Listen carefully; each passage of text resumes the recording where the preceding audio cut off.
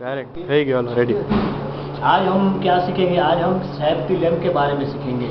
Safety lamp क्या होता है, किस लिए उपयोग में आता है लैम्प, सेफ्टी लैम्प, और किस तरह हम उपयोग कर सकते हैं, उसके क्या क्या पार्ट्स हैं, उसकी क्या विशेषता है, और किस तरह से वो उपयोगी होता है, किस तरह हम उसको हैंडल किया जाए, जैसे उसको खोला जाए, वापस उसको फिटिंग कैसे किया जाता है, इस सब के बारे में आज हम सीखेंगे।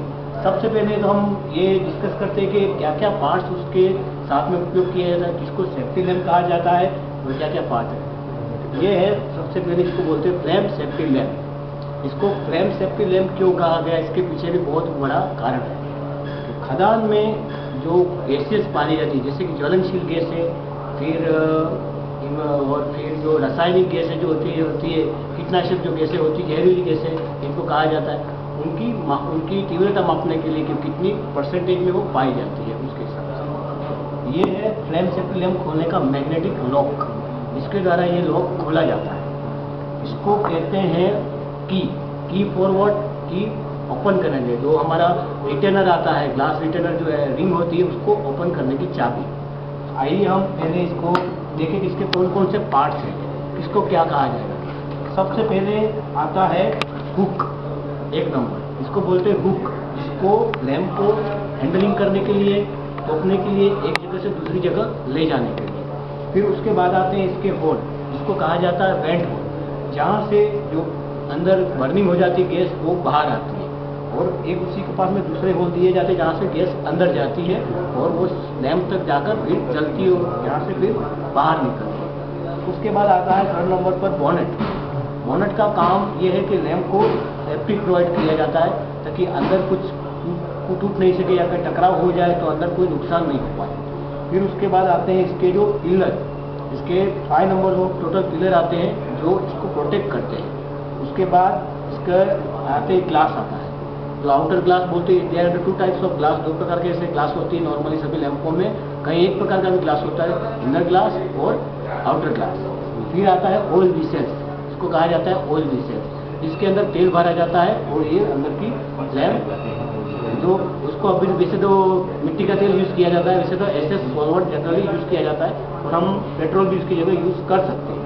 नहीं, पेट्रोल ही यूज करना है। पेट्रोल भी यूज़ कर सकते हैं, ये कर सकते नहीं, पेट्रोल ही यूज करना है। पेट्रोल यूज़ करना है। मिट्टी का तेल नहीं, मिट्टी का तेल यूज नहीं करना। ये होता है मैग्नेटिक लॉक, ये होता है मैग्नेटिक लॉक, जो इस लैम्प को लॉक कर देता है। जो अभी ये खुल नहीं रहा है, आपके सामने ये खुल नहीं रहा है, इसके द्वारा ये भी एक प्रकार का इसका सेफ्टी फीचर्स आता है। फिर इसके नीचे में इसको बोलते हैं एडजस्टर स्क्रू, जो इस लिखा ये होता है एडजस्टर स्क्रू, जो इसकी जो लो होती है, जो बत्ती बोलते हैं, विक एडजस्टर स्क्रू बोला जाता है इसको, जिसको अप डाउन करने के लिए इसका यूज किया जाता है। ओके, तो ये इसके सभी आउटर पार्ट्स हैं। अब इसके इनर पार्ट्स के बारे में भी हम जानते हैं। पहले हम देखेंगे कि इसको खोला कैसे जाए, इस तरह से हम इसको ओपन किया जाए। हम इसको खोलने के लिए हम क्या करेंगे, हमारे ये मैग्नेटिक लॉक है जिसका हम उपयोग करेंगे, जिसके द्वारा बिना मैग्नेटिक लॉक के ये लैम्प कभी नहीं खुल सकता। तो हम मैग्नेटिक लॉक का उपयोग करेंगे लैम्प सेफ्टी लॉक। देखिए हम किस तरह इसको यूज़ करेंगे। ये है हमारा मैग्नेटिक लॉक, ये हमारा मैग्नेटिक लॉक को हम, ये मैग्नेट है, इस मैग्नेट के साथ फंसाएंगे।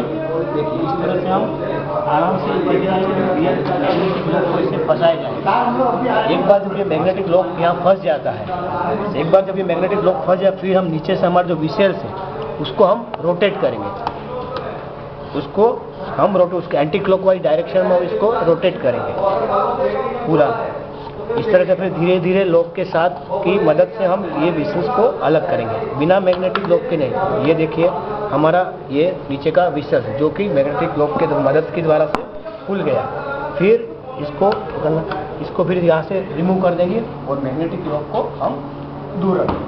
अब मैग्नेटिक लॉक का कार्य पूरा हो चुका है यहाँ पर। अब इसके अंदर आते हैं, अब हम विसेल्स के बारे में पढ़ेंगे। तो हमको सबसे पहले ये इसको बोला जाएगा रेचे, यानी one type of lock point, जो खांचे बोले जाते हैं हिंदी में, जिसके अंदर ये जो मैग्नेटिक लॉक है, ये स्क्रू यहाँ फंस जाता है, जिसके कारण ये लैम्प लॉक हो जाता है। फिर उसके बाद आता है, ये होती है इसकी विक, ये इसका विक। उसके बाद ये होता है विक स्टैंड कहेंगे हम इसको, या जो उसको पकड़ के रखता है, या स्टैंड बोलते हैं इस तरह, उसकी मदद के अंदर से। फिर जो विक एडजस्टिंग स्क्रू इसको घुमाते हैं तो उसकी मदद से ये ऐसे अप डाउन होता है, होती है उसके अंदर, इससे ये अप डाउन होता है। तो ये इसके अंदर काम में आ गया। चलो अब हम लैम्प के इंटरनल पार्ट्स के बारे में जानेंगे। तो लैम्प हमने खोल दिया आधा और आधा बाकी है। अब ये है हमारा एडजस्टर रिंग, जो भी ग्लास एडजस्टर रिंग बोला जाए। अब इसको कैसे खोला जाए, तो हम ये हमारे ग्लास एडजस्टर रिंग की ये की है जिसकी मदद से हम इसको खोलेंगे। इसके अंदर भी इसके छोटे छोटे पॉइंट दिए गए हैं। निकाल लीजिए पहले। हाँ। इसको निकाल लीजिए। वैसे नहीं निकलेगा, खोलने के बाद ही निकलेगा, बताइए ना। निकल जाएगा वो। देखिए ये इसकी है, की मदद से हम इसको खोलेंगे। ये इसको इस तरफ फंसाएंगे, फिर हम इसको धीरे धीरे इसकी मदद से खोल लेंगे।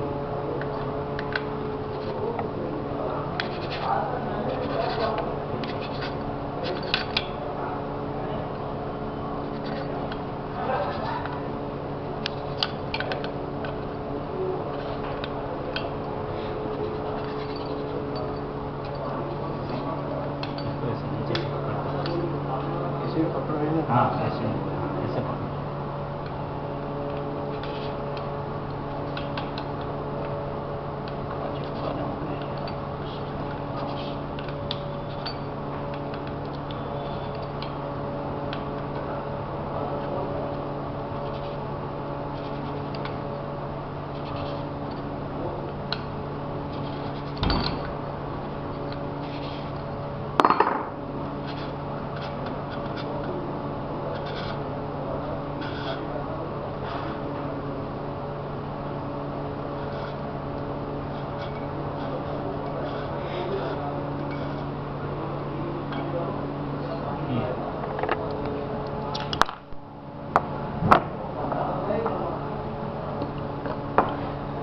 ये हमारा होता है ग्लास रिटेनर बोलते हैं इसको, ग्लास रिटेनर, जिसके अंदर एक पैकिंग आई जाती है जो इस ग्लास को और ये लैंप ये है इसको, इन दोनों को पकड़ के रखता है, उसको एडजस्ट करता है। इसके अंदर भी हम ये छोटे छोटे ये स्क्रू दिए होते हैं जो उसकी साइज के हिसाब से एडजस्ट होते रहते हैं, आगे पीछे होते रहते हैं। अब इसके अंदर देखिए, इसके अंदर ये एक रिंग है, पैकिंग रिंग बोलते हैं इसको, एस्बेस्टोस रिंग बोला जाता है। इसके अंदर 2 एस्बेस्टोस रिंग कहा जाता है, या फिर सामान्य पैकिंग रिंग भी हम इसको बोलते हैं। देखिए अब ये है हमारा ग्लास, इसको बोलते हैं आउटर ग्लास। जैसे कई लैंपों में इनर ग्लास और आउटर ग्लास दोनों होते हैं, इस लैंप में सिंगल ग्लास ही है, तो इसको इस तरह निकालेंगे यहाँ। अब इसके अंदर बचता है गेज। देर आदर दो प्रकार की इसमें गेज की जाते हैं। पहले रिंग ये है एस्बेस्टोस रिंग, एक प्रकार की पैकिंग रिंग। फिर इसको इस तरह निकालेंगे। 2 प्रकार की गेज यूज किया जाता है, inner gaze and outer gauge. ये है आपका आउटर गेज अलग करो और ये आपका इनर गेज, ठीक है। और इसको बोलते हैं asbestos ring, one type of packing ring. इन सभी का अलग अलग महत्व है, अपने हिसाब से सभी का अलग अलग कार्य है। देखो इसके अंदर होल भी दिए गए हैं, एक छोटे छोटे वेंट होल है जिसके द्वारा गैस अंदर आती है, फिर बर्न होकर बाहर निकलती है। अच्छा, तो इसका फिटिंग, अब इसका हम वापस इसको फिटिंग करेंगे। ये 2 प्रकार की जाली इसी सीक्वेंस में जिस तरह से हमने इसको पूरा खोला उसी तरह से हम इसको बंद करेंगे। तो सबसे पहले हम लास्ट टाइम हमारा क्या निकले थे, इनर गेज और आउटर गेज। ये वायर मेश की हुई होती है, ये पूरा वायर मेश है, छोटे छोटे वायर मेश। इसकी साइज होती है 1 इंच में 28 छेद होते हैं बाय लेंथ और हाइट के वाइज। हाइट में भी अगर आप 1 इंच की काउंटिंग करेंगे तो 28 छेद होंगे और इस तरफ में भी 28 छेद होंगे। इसको वापस इसके अंदर डालेंगे। ये आउटर गेज है हमारा, ये इनर गेज है, तो इसको इस तरह से हम फिट करेंगे। ये पूरा इस तरह बैठ गया। फिर उसके बाद हम पैकिंग रिंग यूज़ करेंगे, एस्बेस्टोस रिंग, उसको लेंगे, फिर यहाँ पर इसे पैक करेंगे। फिर जिस तरह से हमने इसको निकाला उसी दिशा में हम वापस इसको एडजस्टमेंट करेंगे, डालेंगे। ये देखिए यहाँ पे ये फिट हो जाता है। फिट होने के बाद फिर हमने ग्लास का यूज़ करेंगे। ग्लास को वापस इस तरह से हैंडलिंग करते हुए इसको अंदर तक एडजस्टमेंट करेंगे, रखेंगे इसको उसकी जगह पर आराम से और देखेंगे। अब आपको इस ग्लास और ये रिटेनर के बीच में जो गैप दिख रहा है वो एस्बेस्टोस रिंग के द्वारा ये यूज़ किया जाएगा। इसको मत देखो, ये पैकिंग रिंग है और ये हमारा है ग्लास रिटेनर है एस्बेस्टस रिंग के लिए, ठीक है, ग्लास रिटेनर बोलते हैं या वीक रिटेनर बोलते हैं। उसको फिर इसके द्वारा अंदर रखकर जिस तरह हमने खोला है उसी दिशा में इसको वापस फिट करेंगे।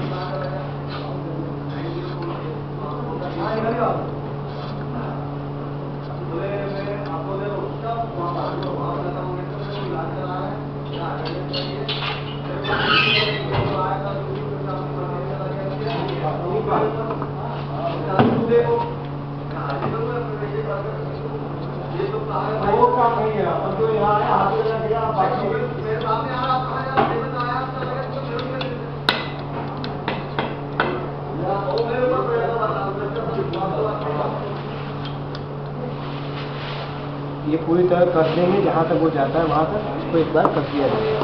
फिर हम ये स्क्रू का यूज़ करेंगे जो विक को संभाल कर रखता है। तो इसको इस तरह से जहाँ हमारे विक है वहाँ पर इसको फिट कर देंगे।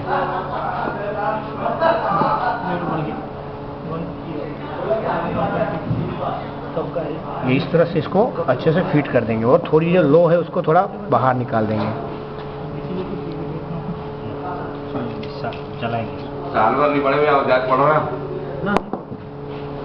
इसको अब जलाएंगे हम, ये इस तरह से जल जाएगी, ठीक है।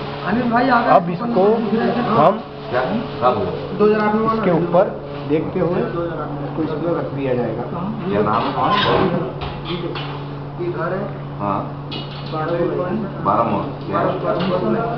इसको धीरे धीरे इसके ऊपर बैठा दिया जाएगा।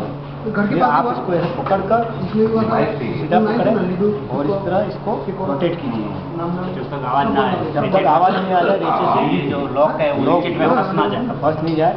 उसके बाद आप एक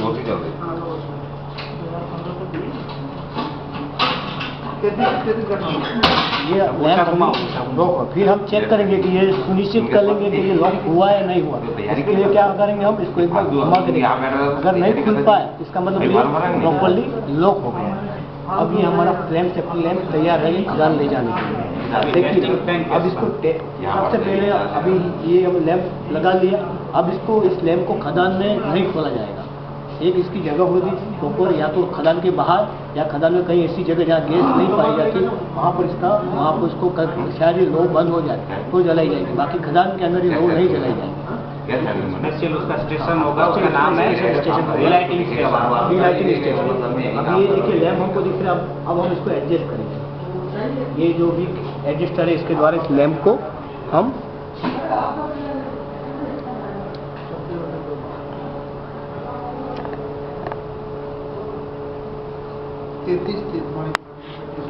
ये देखिए धीरे धीरे लैंप हो रही है कम, आपको दिखाई दे रहा है। एकदम ब्लू फ्लेम दिखना चाहिए। अब देखिए हम सबसे पहले क्या करेंगे, जब लैंप लेके जाएंगे तो हम माइंस में जाते हैं तो माइंस में गैस है कि नहीं हमको कैसे पता चलेगा, ठीक है। उसके लिए तो सबसे पहले जब हम फेस में जाते हैं यानी आयतन, हिंदी में उसको आयतन बोला जाए, जब हम फेस में या गैलरी में कहीं जहाँ पर हमको जगह मापनी है गैस, यहाँ गैस है या नहीं, तो वहाँ पर जाएंगे तो सबसे पहले हम क्या करेंगे, एक्यूमुलेशन टेस्ट करेंगे यानी जमा जांच। क्या करेंगे, जमा जांच। जमा जांच किसके द्वारा की जाती है, दो प्रकार की बत्ती आती है। एक ये जो नॉर्मल फ्लेम बोलते हैं, दो प्रकार की फ्लेम आती है। एक नॉर्मल फ्लेम आता है, एक परसेंटेज टेस्ट परसेंटेज फ्लेम आती है। तो हम जमा जांच हम नॉर्मल फ्लेम के द्वारा करेंगे, जो ये हमारी फ्लेम है इसको बोलते हैं नॉर्मल फ्लेम। इस नॉर्मल फ्लेम को हम रख के जाएंगे। अगर जमा जांच में अगर हमको गैस मिल जाती है, गैस मिलेगी तो लोग क्या करेंगे, अगर जमा जांच हम लेके जाते हैं, अब हम गैस चेक कर रहे हैं, गैस हाँ ऐसे की जाती है जैसे कि CH4 हम कर रहे हैं, जैसे ये हमारा फेस है, जैसे कि ये हमारा आइकन है, ये हमारा फेस है। तो हम कैसे इसको जमा जांच करेंगे, हमारी आंखों के सामने ये नीचे से ऊपर ले जाएंगे या ऊपर से नीचे ले, हमारी आंखों के सामने ये लैंप होना चाहिए, बत्ती होनी चाहिए और हमारी नज़र वहीं पे होनी चाहिए और हमारा हाथ इस तरह इसके ऊपर एकदम आंखों के सामने रोस्ट करती है। नीचे से ऊपर ले जाएंगे। CH4 यानी कहाँ पाई जाती है, हल्की गैस होती है इसलिए वो ऊपर पाई जाती है, इसलिए हम CH4 के लिए हम नीचे से ऊपर की ओर ज़िगज़ैग पाथ में जाएंगे। जैसे कि हम यहाँ से शुरू करेंगे, जैसे ये हमारा आइकन है, यहाँ से हम जैसे इसको हमारी आंखों के सामने रखेंगे, इसको उसके हिसाब से हमारी आइज को ऐसे एडजस्ट करते जाएंगे, ऐसे धीरे धीरे ज़िगज़ैग पाथ में हम पूरा इसको चेक करेंगे।